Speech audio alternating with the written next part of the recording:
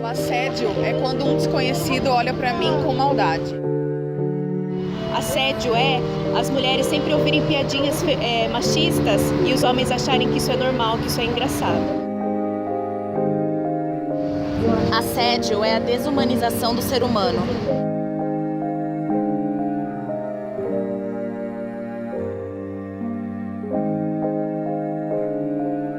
Na sociedade, em geral, a mulher tem sofrido assédio em todas as vertentes.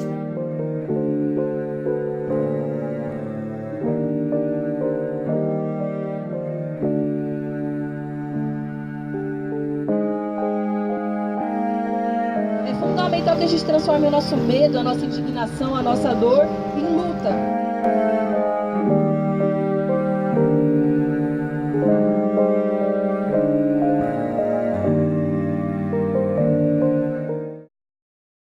Fui assediada por candidato, por deputado, por fonte anônima.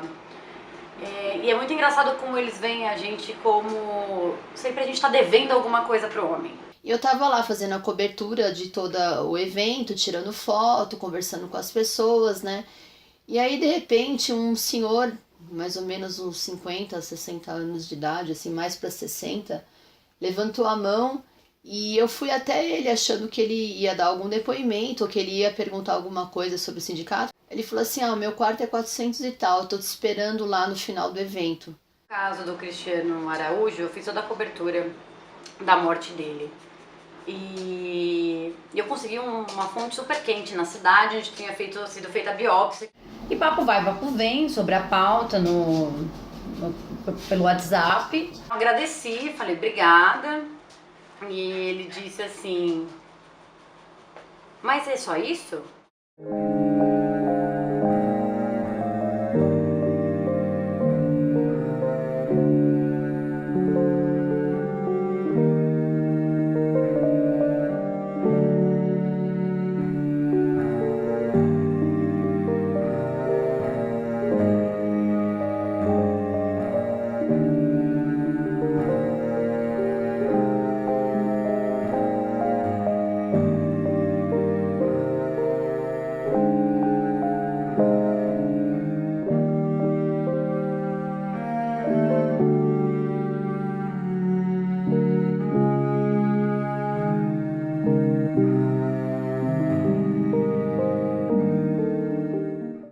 Foi um mês entre acontecer e a gente divulgar. Na segunda-feira seguinte eu fui trabalhar normal e foi quando os áudios da entrevista foram divulgados na TV.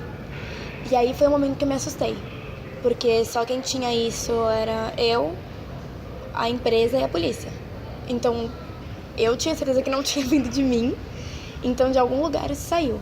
E a hora que saiu eu fiquei muito assustada, porque aí eu não sabia quanto tempo isso ia demorar pra chegar em mim. Que era não um medo em si, porque eu sabia que eventualmente isso ia chegar, não ia ter como. Foram 2 semanas entre sair a matéria e eu ser demitida. Tenho diversos relatos de assédios morais, de coisas horríveis que eu vi, de assédios que aconteceram em trabalho que eu não podia falar nada por causa do cargo de poder que o cara ocupava e eu que ia acabar me ferrando. Existe a questão da hierarquia, medo de ser prejudicada no trabalho, o silêncio, a falta de testemunha, né? A conivência, às vezes, de outras pessoas. Então, ela enfrenta um problema também muito grande, que é de, né, saber que vai se prejudicar. Então, ela fica, às vezes, dentro de um dilema. Ou eu falo e saio dessa situação, ou eu aguento e fico ali, né?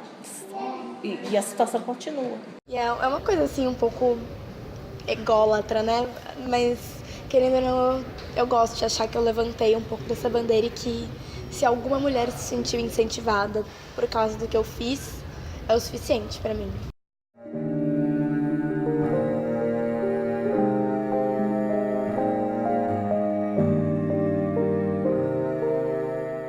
Então, quando eu cheguei na Infopreta, eu não tinha autoestima quanto profissional. Eu sempre falo que o racismo ele tem uma outra forma de acabar silenciando a gente. E a forma que ele tem é mutilar e fazer a gente se tornar uma pessoa mentalmente incapaz. Eu trançava cabelo, fazia bolo, fazia várias coisas, tudo para não ir pro mercado de trabalho. Tive esse problema em entrar em empresa e ser denominada a partir do primeiro contato. Pelo meu nome ter o Yano, que ele carrega um peso número 1, pelo fato dele ser japonês, as pessoas sempre relacionam Vanessa Yano a uma pessoa branca.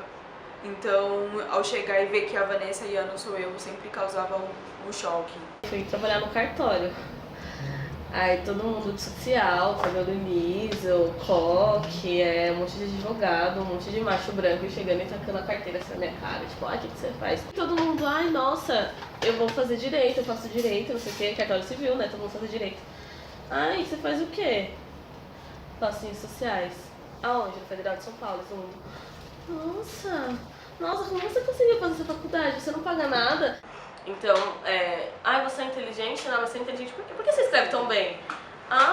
Porque você faz Universidade Federal. Então, tipo, tem que ficar tacando diploma na cara dos outros, sabe? Tipo, se você não tem um diploma, você é preto e trabalha, tipo, em qualquer lugar, você vai ser desvalorizado, seu trabalho não vai ser valorizado e vão te comparar à faxineira, sempre. E a partir de todas as experiências de entrevista que eu acabei tendo, que eu vi que eu teria que me automutilar ou alisar o cabelo ou outra coisa do gênero, eu comecei em contrapartida a cair para empregos muito abusivos, vou usar esse termo, que é a área do telemarketing, que é a única área que acaba aceitando a gente da forma que a gente é, então é uma grande massa.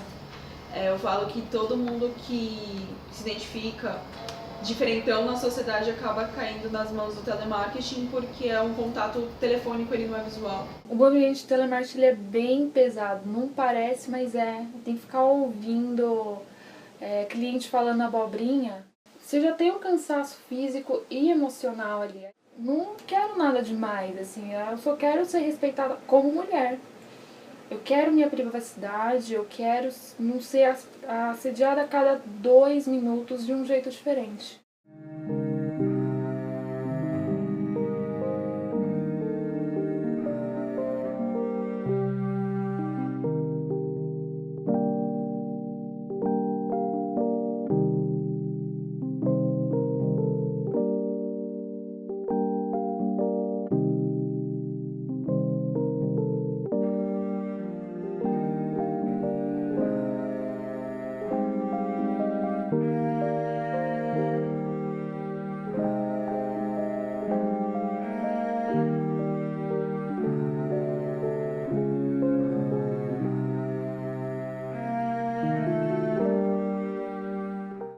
Nenhum eu precisei deixar meu lado feminino para incorporar a profissão.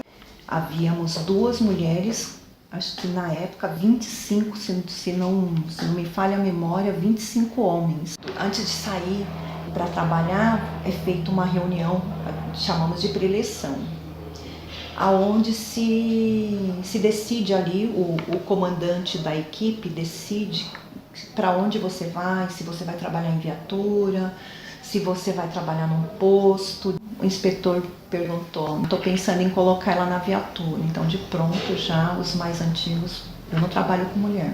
Vem mulher como frágil, como delicada, ou subestimam a inteligência.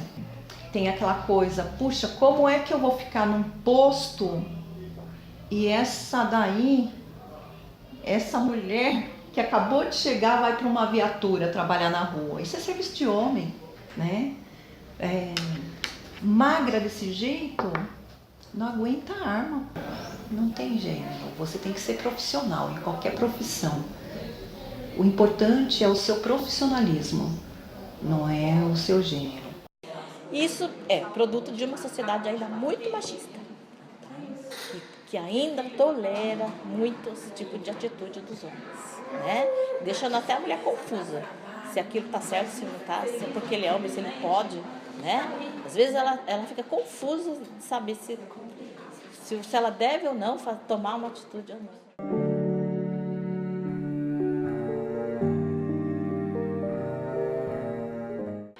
Ele tem como requisito que exista alguma ascendência hierárquica. hierárquica entre o investigado e a suposta vítima. Então não é todo o assédio ocorrido no ambiente de trabalho que ele é tipificado como crime de assédio sexual.